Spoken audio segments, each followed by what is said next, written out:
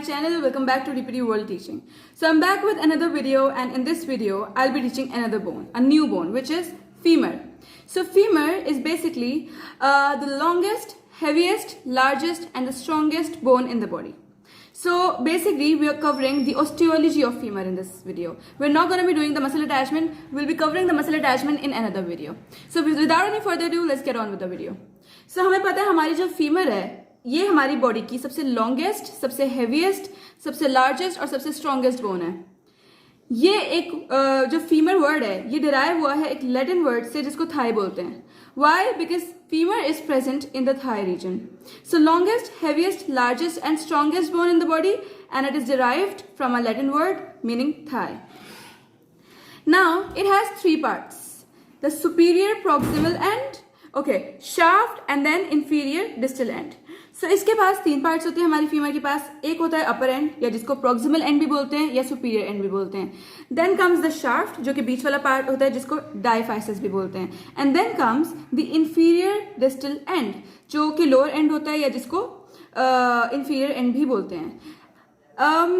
आप सबको ये बात पता होनी चाहिए कि हमारी जो शाफ्ट होती है ना एक बोन की, अगर एक बोन है तो ये जो बीच वाला पार्ट होता है ये शाफ्ट होती है, और जो शाफ्ट होती है उसको डायफाइसिस बोलते हैं, और जो दोनों एंड्स होते हैं upper end and lower end उनको हम लोग एपिफाइसिस बोलते हैं. Now let's talk about the side determination. So हमारी फीमर में अपर एंड पे एक राउंडेड सा हेड होता है और लोअर एंड जो है वो वाइडली एक्सपेंडेड होती है और उस पर दो कॉन्डाइल्स मौजूद होते हैं, medial condyle and lateral condyle.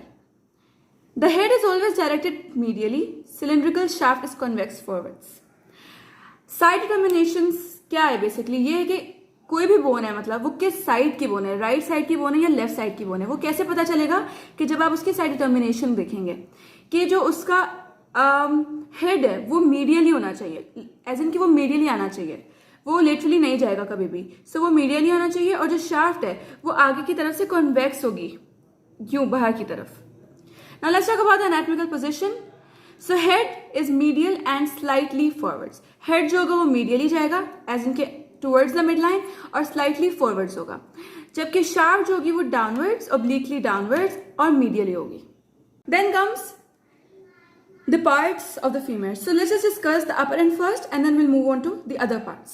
So upper and में हमारे पास क्या क्या चीजें होती हैं, let's just discuss that first. हमारे पास अपर एंड में एक हेड मौजूद होता है, हमारे पास नेक होती है और दो लार्ज प्रोजेक्शंस होते हैं. Now these large projections are basically greater trochanter and lesser trochanter.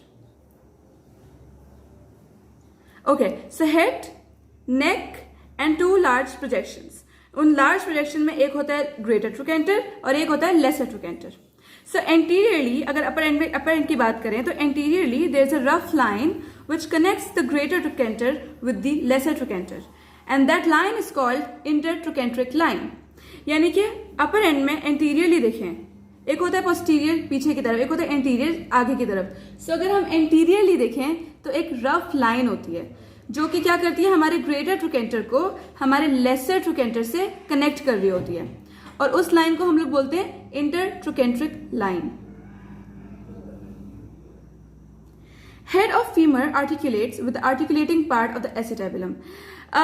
In my previous lectures, मतलब जब मैंने हिप बोन स्टार्ट की थी, सो मैंने ये बात बताई थी कि हमारा जो हिप बोन का पार्ट होता है, कप शेप्ड कैविटी होती है एसिटेबुलम, वो आर्टिकुलेट करती है हमारे फीमर के हेड के साथ. सो ये वही बात की है कि फीमर का जो हेड है that articulates with the articulating part of the acetabulum, और बनता क्या है, हिप जॉइंट बनता है. Okay, so there is a non articulating part on the head of femur.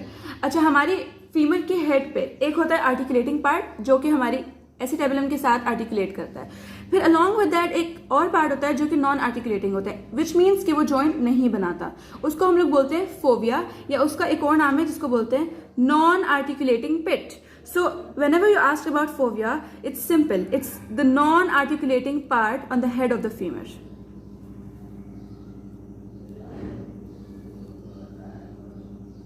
Then comes the neck. Okay, so the neck is another part of the upper end which connects the head to the shaft. Upper and में मैंने बताया कि हमारे पास एक head मौजूद होता है और फिर हेड के नीचे शाफ्ट आती है जिसको हम डायफाइसिस भी बोलते हैं. तो हेड को शाफ्ट के साथ जो चीज कनेक्ट कर रही होती है उसको बोलते हैं नेक.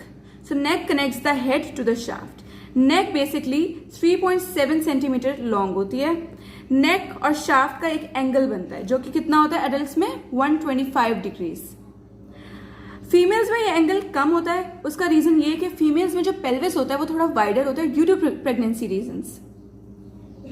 अब हमारे इस नेक के दो बॉर्डर्स होते हैं. एक होता है अपर बॉर्डर, एक होता है लोअर बॉर्डर. अगर नेक शाफ्ट एंगल में कोई भी चेंज आ जाए, if there is any change in angle, तो दो कंडीशंस आर पॉसिबल. अब वो दो कंडीशंस क्या हैं? Varus and valgus. Varus means कि एंगल का कम हो जाना. अगर एंगल कम हो जाएगा, नेक शाफ्ट के दरमियान में बनता हुआ एंगल कम हो जाएगा 125 डिग्रीज से, या फीमेल्स में जितना भी होता है उससे कम हो जाएगा, तो नीज अपार्ट चली जाएंगी, एक दूसरे से दूर चली जाएंगी. सिमिलरली अगर नेक शाफ्ट एंगल लार्ज हो जाए, बड़ा हो जाए एंगल, वेल्गस कंडीशन हो जाए, तो knees come close to each other. Knees एक दूसरे के करीब आ जाती हैं. Then comes the greater trochanter. Greater trochanter is basically quadrangular, which means कि उसके ग्रेटर ट्रोकेंटर क्वाड्रेंगुलर सा होता है, यानी उसके 4 एंड्स होते हैं ग्रेटर ट्रोकेंटर के. और ये कहाँ मौजूद होता है? नेक एंड शाफ्ट के जंक्शन पे मौजूद होता है, simply. Then comes the lesser trochanter. It is in a conical eminence shape, यानी कि कॉनिकल एमिनेंस जैसा होता है. It's like an eminence, projection की तरह होता है, which is conical in shape. Then comes the intertrochanteric line. We know कि ये कौन सी लाइन है? ये वो रफ लाइन है जो कि हमारे अपर एंड में एंटीरियरली मौजूद होती है. और इसका काम क्या होता है कि ये हमारे ग्रेटर ट्रोकेंटर को हमारे लेसर ट्रोकेंटर से कनेक्ट कर रही होती है. So it is a prominent roughen ridge which is present anteriorly, and it provides attachment to the strongest ligament of the body called iliofemoral ligament. Iliofemoral ligament हम hip joint में पढ़ के आ चुके हैं. So it's basically the hip joint ligament. ये हमारी body का सबसे स्ट्रॉन्गेस्ट लिगामेंट होता है और इसकी अटैचमेंट कहाँ पे होती है? हमारी इंटरट्रोकेंट्रिक लाइन पे होती है. और इंटरट्रोकेंट्रिक लाइन का काम क्या होता है? कनेक्ट्स द टू ट्रोकेंटर्स, यानी ग्रेटर ट्रोकेंटर को लेसर ट्रोकेंटर से कनेक्ट करती है. Then comes the intertrochanteric crest. जैसे हमारी इंटरट्रोकेंट्रिक लाइन एंटीरियरली मौजूद थी और रफ सी चीज थी, it was a rough and ridge, इसी तरह उसके ऑपोजिट हमारा इंटरट्रोकेंट्रिक क्रेस्ट है. पहली बात, वो एंटीरियरली मौजूद थी तो ये पोस्टीरियरली मौजूद होगा, पीछे की तरफ. दूसरी बात, वो रफ थी और there was a rough and ridge, but हमारा जो इंटरट्रोकेंट्रिक क्रेस्ट है ये स्मूथ होती है and it is rounded. A little above its middle, यानी कि इंटरट्रोकेंट्रिक क्रेस्ट के मिडल के थोड़ा सा ऊपर एक राउंडेड सी एलिवेशन मौजूद होती है, उभरी हुई चीज, मतलब उसको हम लोग बोलते हैं the quadrate tubercle. The quadrate tubercle. So this quadrate tubercle is present a little above the middle of intertrochanteric crest.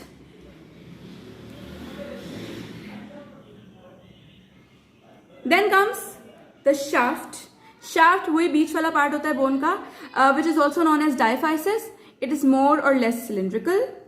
Middle 1/3 has 3 borders. यानी हमारी जो shaft है उसके middle 1/3 में 3 borders होते हैं हमारे पास. एक होता है हमारा medial बॉर्डर, एक होता है हमारा लेटरल बॉर्डर, एंड सिमिलरली एक होता है हमारा पोस्टीरियर बॉर्डर. मीडियल और lateral borders are ill defined, which means they can not be identified.